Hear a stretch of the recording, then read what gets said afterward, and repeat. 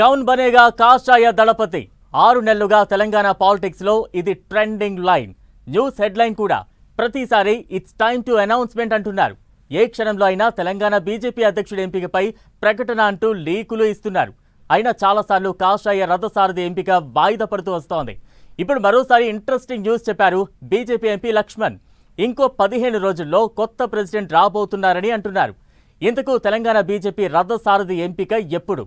అధ్యక్ష రేసులో ఉన్న నేతల ప్లస్లు మైనస్లు మారాయా?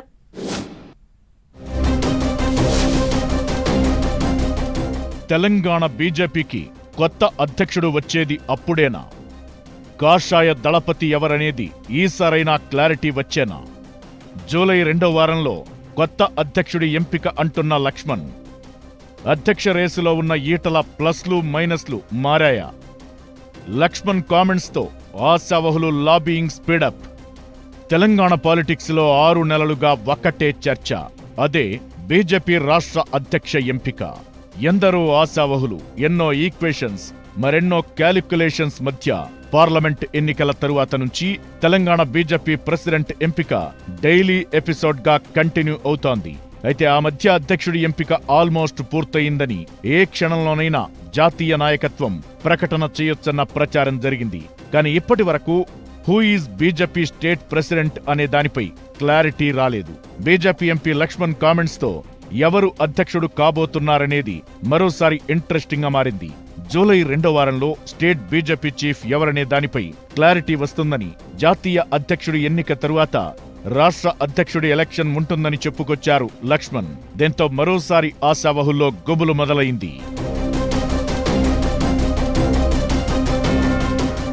బీజేపీ రాష్ట్ర అధ్యక్షుడి రేసులో ఎంపీలు ఈటల రాజేందర్, బండి సంజయ్, ధర్మపురి అరవింద్, రఘునందన్ రావు, డీకే అరుణతో పాటు బీజేపీ సీనియర్ నేత మాజీ ఎమ్మెల్సీ రామచంద్రరావు, చింతల రామచంద్రారెడ్డి, మురళీధర్ రావు పేర్లు ఎప్పట్నుంచో వినిపిస్తూ వస్తున్నాయి. ఎమ్మెల్యేల నుంచి పాయల్ శంకర్ కూడా తాను రేసులో ఉన్నానని తన సన్నిహితులతో చెప్పుకుంటున్నారు.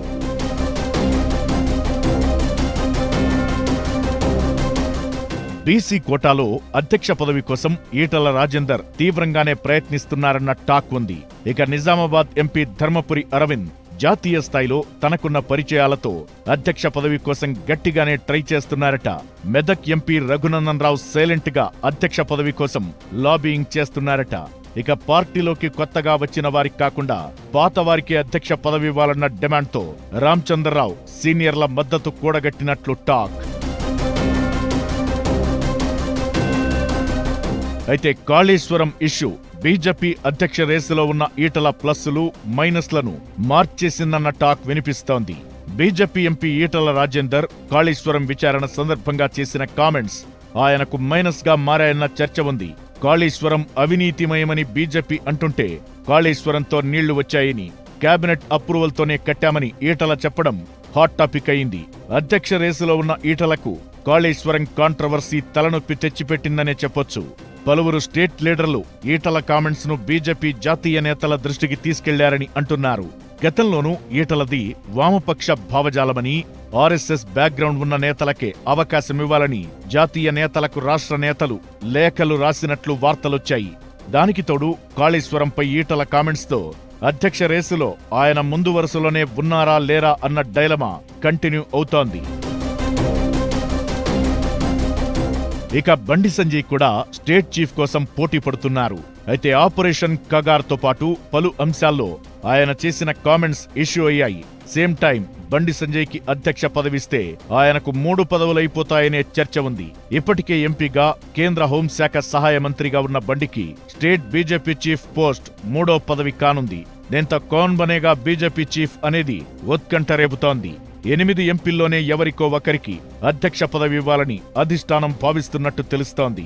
కిషన్ రెడ్డి మళ్లీ అధ్యక్ష పదవి తీసుకోవడానికి ఇష్టపడట్లేదంటున్నారు. కాళేశ్వరం ఇష్యూతో ఈటలకు స్టేట్ చీఫ్ పోస్ట్ దక్కుతుందా లేదా అన్న డైలమా కొనసాగుతోంది. ఇక బండి సంజయ్ ఆల్రెడీ అధ్యక్షుడిగా పనిచేశారు. కొత్త వారికి అవకాశం ఇవ్వొచ్చన్న టాక్ ఉంది.